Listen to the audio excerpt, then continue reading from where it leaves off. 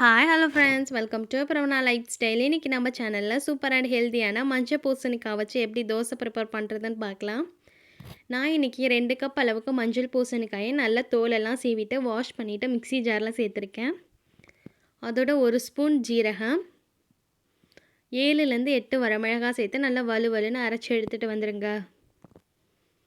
இப்போ இதை ஒரு அகலமான பாத்திரத்தில் மாற்றிடலாம். மாவு சேர்த்து மிக்ஸ் பண்ணும்போது கரெக்டாக இருக்கும். இந்த மாதிரி சேர்த்துட்டு கொஞ்சமாக மிக்ஸி அலசி தண்ணி சேர்த்துக்கோங்க. நான் இந்த கப்பில் தான் 2 கப் அளவுக்கு பூசணிக்காய் எடுத்திருந்தேன். அதே கப்பில் 3 கப் அளவுக்கு மாவு சேர்த்துக்கலாம். நான் இன்றைக்கி திக்கான இட்லி மாவு தான் ஆட் பண்ணியிருக்கேன். நீங்கள் தோசை மாவு கூட சேர்த்துக்கலாம். சேர்த்துட்டு நல்லா இந்த மாதிரி மிக்ஸ் பண்ணி எடுத்துகிட்டு வந்துடுங்க. இந்த ஸ்டேஜில் உங்களுக்கு உப்பு பத்தலைன்னா நீங்கள் உப்பு ஆட் பண்ணிக்கோங்க. நீங்கள் இதில் வெங்காயம்லாம் கட் பண்ணி போட்டு அடை தோசை மாதிரி கூட சாப்பிடலாம். அதுவும் டேஸ்ட் நல்லாயிருக்கும். இப்போ நம்ம நார்மலாக தோசை விரிக்கிற மாதிரி தோசை விரிச்சிடலாம். நான் 1.5 கரண்டி அளவுக்கு மாவு எடுத்து தோசை விரிச்சுக்கிறேன்.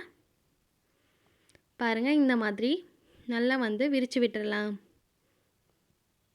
பாருங்கள், சூப்பராக நல்லா ஓட்டையாக நல்லா கிறிஸ்பியாக குக் ஆகி வரும். இதுக்கு மேலே நெய் அப்படி இல்லாட்டி நல்லெண்ணெய் சேர்த்துக்கோங்க. அப்போ தான் டேஸ்ட் நல்லாயிருக்கும். இப்போ ஒரு சைடு நல்லா செவந்து வந்திருக்கு, உங்களுக்கு பார்த்தாலே தெரியும். இந்த மாதிரி ஓரங்கள் எல்லாம் எடுத்து விடுங்க. சப்போஸ் உங்களுக்கு தோசை கல்லுலேயே மாவு ஒட்டிக்கிச்சுன்னா நீங்கள் இன்னும் கொஞ்சம் எக்ஸ்ட்ரா அரிசி மாவு ஆட் பண்ணோம் இல்லையா, இட்லி மாவு, அதை இன்னும் கொஞ்சம் ஆட் பண்ணிக்கோங்க. ஆட் பண்ணிவிட்டு நீங்கள் தோசை சுடும்போது தோசை கல்லில் ஒட்டாமல் வரும். இப்போ இந்த சைடு திருப்பி போட்டுட்டு நம்ம இந்த சைடும் நல்லா குக் பண்ணதுக்கப்புறம் நம்ம எடுத்துடலாம்.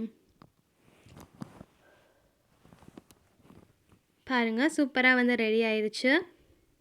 இதோட டேஸ்ட்டும் நல்லாயிருக்கும். அதே மாதிரி இன்னொரு தோசையும் ஊற்றி காமிக்கிறேன்.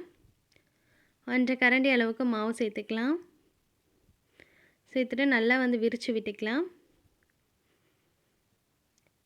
நான் இன்றைக்கி நல்லெண்ணெய் தான் ஆட் பண்ணியிருக்கேன். இது மேலே நீங்கள் பொடி தூவி கூட நீங்கள் சர்வ் பண்ணலாம். ஒரு சைடு நல்லா செவந்துருச்சு. இது சீக்கிரமாகவே குக் ஆயிரும். செவந்ததுக்கப்புறம் அடுத்த சைடு திருப்பி போட்டு குக் பண்ணிக்கலாம். குக் பண்ணிவிட்டு நாம் இதையும் எடுத்து சர்வ் பண்ணிடலாம்.